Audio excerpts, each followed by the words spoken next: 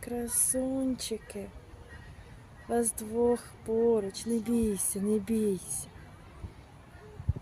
Ой, без... А можна? Я знаю, не чіпати. Можна? Трошечки. Трошки. Тихо, тихо, тихо. Бо, що ж ви такі ви в самі куточки заховалися, так? Вас всі заколебали.